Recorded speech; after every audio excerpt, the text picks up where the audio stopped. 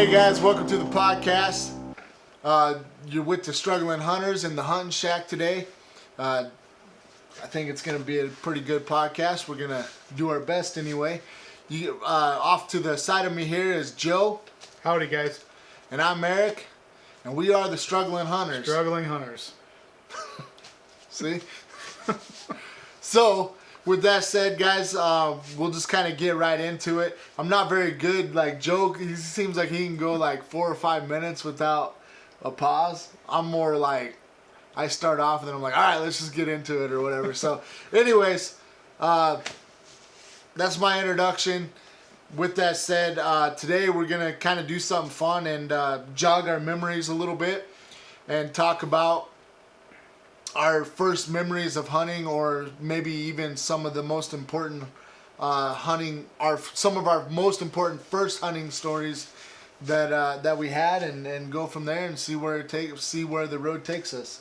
So with that said, Joe, do you want to start off with jogging your memory on some old memories? Sure. Old memories. I think I maybe shared it years ago in one of our podcasts. We've been doing it so long that we can almost have years ago associated to our memories with the Struggling Hunters as far as podcasts go. Yep. But so yeah, like Eric was saying, we were sitting there talking, trying to decide what we want to talk about, and we just kind of decided to go for like the first, whether it's first experience hunting, first time something happened to you hunting, or the first time you hunted. And that can go meaning either the first time you got to tag along with someone, the first time you actually took, or one of us took a gun or a bow out in the woods and went hunting for ourselves with our own tag, or maybe it was the first time you had a close encounter with an animal while hunting. So anyways, yeah, so reaching back in my archives, like I can't remember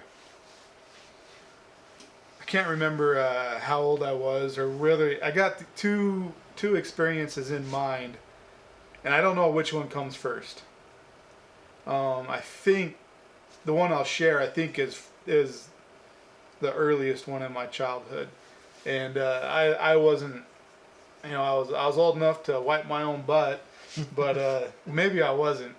I don't remember, but I gotta go along. I was a little kid, and I was out with my dad, my older brother, and my older brother, and my older brother's friend was along with us as well, and this was down in Nevada, hunting on Mount Charleston, I believe is where we were. I don't remember the mountain we were on, but I think that's where we were hunting. Anyways, I remember, so we take off, get up in the morning, go hunting, or take off hiking, and we get up like on top of the mountain. I can't remember the hike. I just remember, there was I can't even remember what all happened. What I remember is, so my dad ends up shooting at this buck. Okay. And I'm young enough that I don't, quite comprehend what's going on. And so, and me being, I was so little that that I couldn't move fast enough, and I guess my dad wanted to keep moving. So my dad just left me there. Oh, really? Yeah, like I had a Snickers bar, an apple, and a roll of toilet paper. And my dad just said, stay there. And I stayed there. and he went off looking for the deer. And then I don't know how long I had to have been gone a while. Oh, sorry, my dad had to have been gone a while. Because I remember, God, man, when I go to heaven and get to watch all these replays, like I can't remember what all little Joe did. Like I know I believe I ate my apple, I ate my Snickers bar, and I sat there, like I waited, and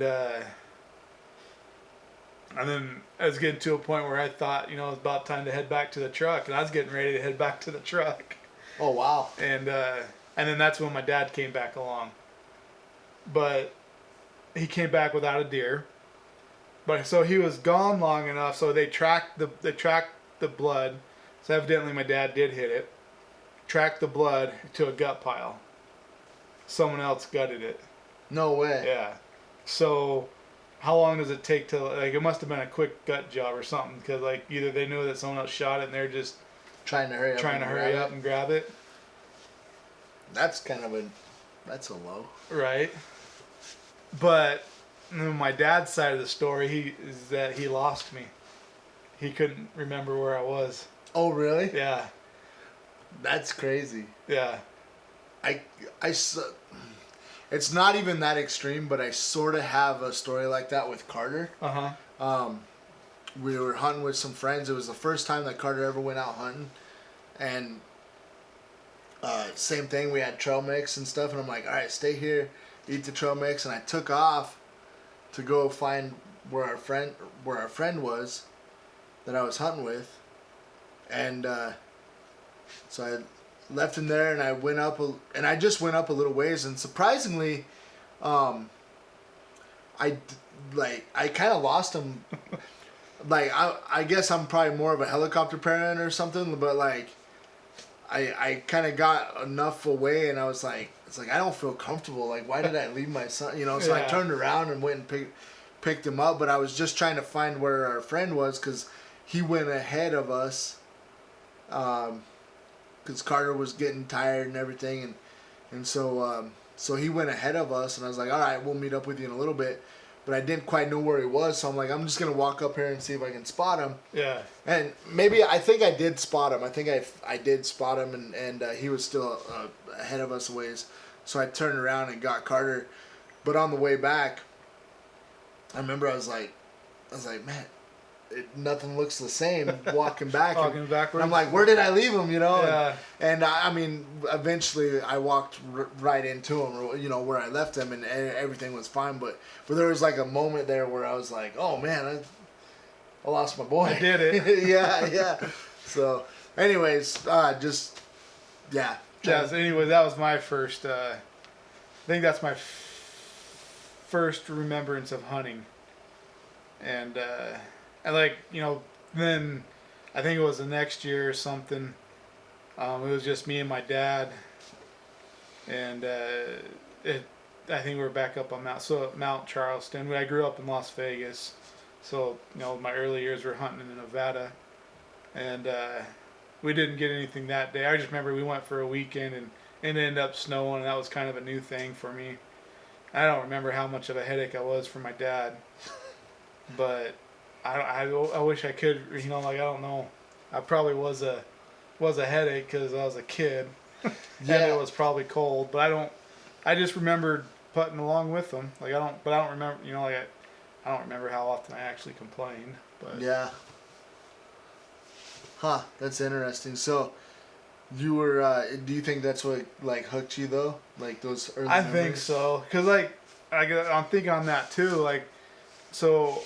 My grandpa lived in Utah, and so we'd always travel, from Las Vegas up to Utah and hit the little gas stations. And I remember, I don't know if this, but I remember, seeing magazine articles in the gas stations with these deer with these big old racks on them, big old antlers. And I don't know that I think I've seen deer, but I don't know if I've seen anything while I was hunting with Dad, Mm-hmm. I had to have seen, because I was quite a bit older. And anyways, I've seen these magazines, these deer with the big old racks, and I was like, Dad, why don't we hunt those deer? And he's like, we do. I was like, I've never seen anything like that. And one year, we were coming back from a hunting camp. We were hunting in Utah, up around, I think it was Boulder, Utah. With my mom's family, me and my dad were hunting with my uncles, and we were driving back, and we saw this big old buck in the back of this guy's truck, And I was like, Dad, look at that. And he's like, yeah. So we stayed right behind him, hoping that he would pull over in a gas station and we can like talk to him and stuff. And Yeah. but he never pulled over. And I don't know if my dad was just trying to close the story for me, but when he went, so we got back home and he went to work that Monday, and that when I got home from school and he got home from work, he's like, remember that buck that we saw in the back of that truck? It's like, yeah. That was one of my coworkers. Really? Supposedly. Huh. That's interesting. Yeah. That's crazy. So and then, like I said, so my second memory, my dad had an old 77 Chevy pickup with the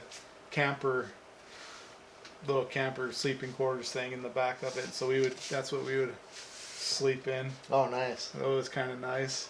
Was the weather pretty warm back then? Like, do you remember ever being cold? That first time that's what I guess I was trying to get at. That first time, I don't remember being all that cold, but of course it had to have been somewhat cold. It was in October. And that second time that it actually snowed while we were out there, but I don't remember being cold. And that's what, like, I don't know. Like I guess that's kind of goes along with what I was trying to say. Is I don't know how annoying it was to my dad. Like, I don't remember complaining about being cold. I just remember walking through the woods, and one of the spots we walked up on, you can see it was a cliff, and being a little slick because you kind of had to walk downhill to it, and kind of, like it wasn't like but a little worried that, you'd slide and go off the cliff. It wasn't too extreme, but it was just wet and snowy. Right. And I was like, remember thinking as a kid, like, we're going to look over that cliff. Like, it wasn't like that big of a drop off, enough to do harm to you if you were to fall, but it was just like like a 15-foot drop. Yeah. I was like, we're going to crest over that. Well, not crest, I wasn't thinking, but we're going to look over that edge, and there's going to be a buck just bedded down there, and there wasn't. That's all I can remember of that hunt, though. It was just that little memory of it being snowy and kind of just walking through the woods. That's interesting. Yeah. That's yeah, I kind of remember hunting, like, I just remember, I don't know, so for me, my first memories, I just remember always hunting. Like, I don't remember when my first time was necessarily, but one of the more favorable, or one of my favorite times that I ever had that really intrigued me about elk and the rut season was my older brother. I was with my older brother one year, and it was later in the evening, and we were up on top of this ridge, and he threw out a bugle, and it was the first time that I ever heard an elk like 20 yards away from me, or from us. And so he bugled, and then that elk bugled back, and we never saw the elk, or not that I don't remember ever seeing the elk, but he was like 20 yards behind all this brush and everything. He was just bugling, and like, that was the first time, or not the first time, but that's whenever I got addicted to, like, bugling elk and the rut, and later on pursuing them myself, and yeah, that was like one of my most memorable times of elk hunting, or hunting in general, like chasing the elk rut, and that was really it. But just the fact that that elk was like 20 yards away, and just hearing it right there, I mean, it felt like he was like right, well, he was right there, but it just, like, it was so crazy, and it's like, whoa, that's nuts, and I was probably like 14 or 15 at the time, so yeah, anyways, I was so intrigued by the whole situation. And then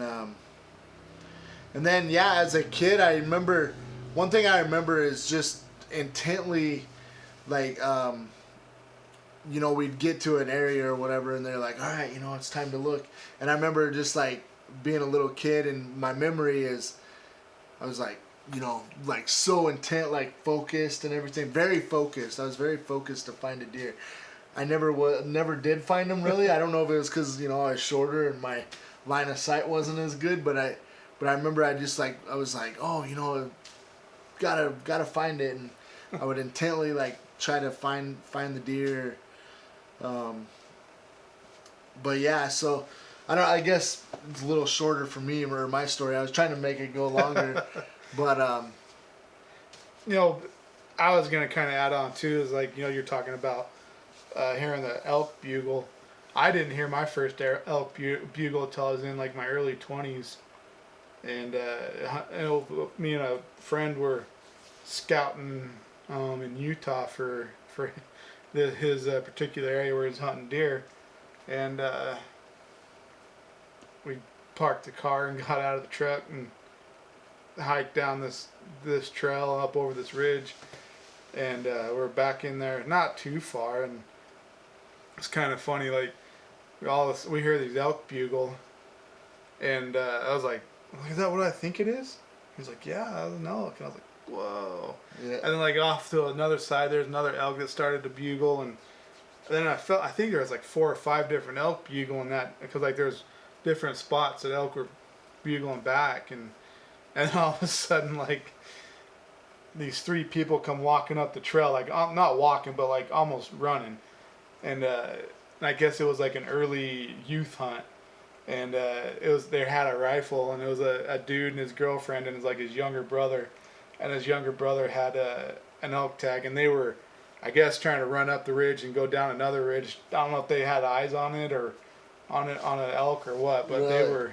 they were huffing and puffing, and they didn't spend much time talking to us. They just came up and they're like, we're heading off over there or something. I can't remember, but they were gone. They're trying to get that elk, huh? Yeah. That's pretty cool though. Yeah. I just remember sitting kind of like, you know, you must have been too, like hearing them going off. I'm like, dude, that is just so crazy. Yeah, it was. I remember whenever, you know, like just the first time that you hear an elk bugle, you're just like, I mean, it takes you back because you're like, man, that's, wow. I mean, it's so, you don't know what to think, I guess. Right. And yeah. And like I was trying to go back to, you know, like what I thought, and like trying to, what was it that actually like hooked me on hunting? Mm-hmm. I don't know. You know, like evidently there was something positive as a kid. Otherwise, I probably wouldn't still be doing it today. Yeah, I think there's something. Because I feel like as a kid, it can make or break you if you had a bad experience. Yeah, I know. I've been worried about that with Carter. Actually, I've been like really hoping for some success with him before he decides that it's not worth what it. he wants. Because every time he's with me, it's, you know, but he kind of brings an element, you know. I mean, you're sitting there like, all right, gotta be very quiet. And then all of a sudden he's like in the bag of chips or something. You're like, what are you doing?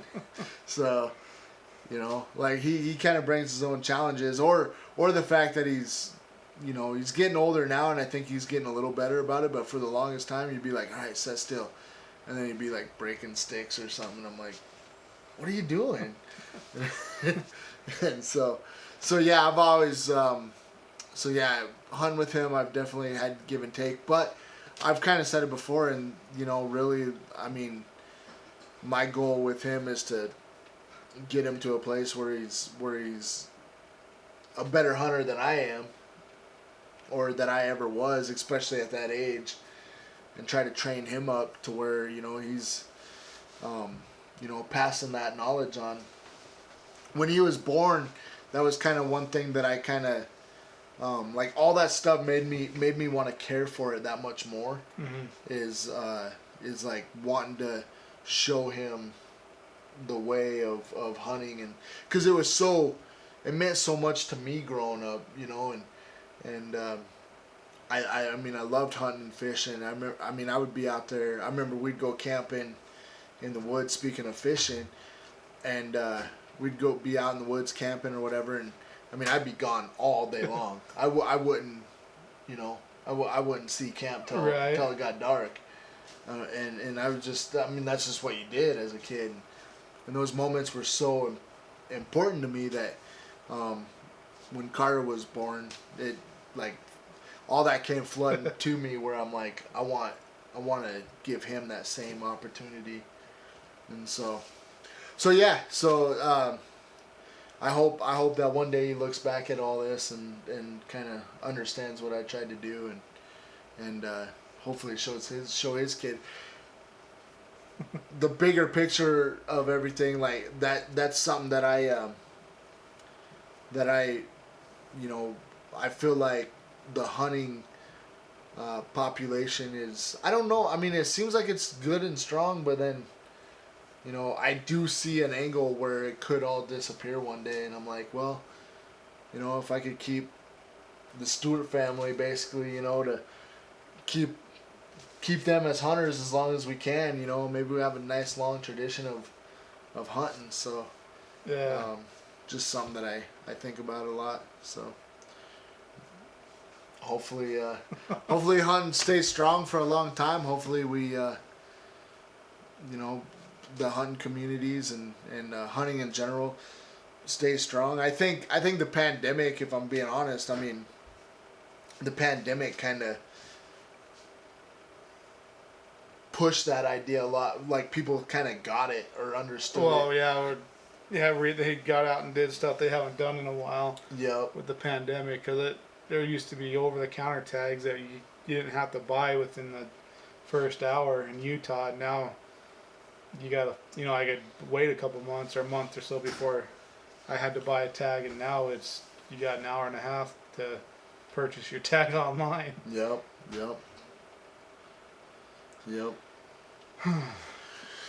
Well, I was gonna try to go down another rabbit hole, but I think maybe we can save that for another one of what's a true struggling hunter. But maybe we can save that for another episode. let's push that to next week. Let's push that one. Because as we're week. just talking about, just growing up, hunting and whatnot. Like, I don't know, like, it's just one of those things that everything has their, I guess, the play on the word struggles, but and what kind of what a typical struggling hunter does and perseveres through. Yeah. But Well, I mean, I guess we could go down for a little bit. If no, you want. I'm good. I was just thinking it might give us some content for next week to think about. So No, that's fine. being a little too transparent to tonight's podcast, but it's been a long week already, so I'm like, yeah, I don't know. But anyways, yeah. So, anything you want to say is in closing? In closing, just keep hunting strong. Keep hunting, keep pushing through the struggles. And, I think that's what me and Joe do. I mean, we love this hunting stuff, and, I mean, it opens up a whole new can of worms, I guess, but we love this hunting stuff, and it's somewhat stressful sometimes, at least for me, and I'm pretty sure I'm speaking for Joe a little bit. Like, we have full-time jobs, we do, we have normal lives and everything, but then we really love this hunting stuff, and sometimes it's like, man, we need to get out there to the woods and do that, and it's not always as easy as we wish it was. Right. And I mean, we try to get out as much as possible, but I always want to be out there a lot more than I am, and so with that said, though, just keep pushing through, doing your best, and try to keep hunting, my friends. Yeah, and always look to whatever it is. Remember, 1% change over time equals 100% change over time. So, with that being said, and there's your deep thought for the day. Thanks for tuning in. We appreciate you giving your time to us to listen to us discuss hunting stories, what we've been up to, and what we got planned for the year. But again, thank you. Hit that like and subscribe button, and we'll catch you guys on the next episode. Be safe. See you guys.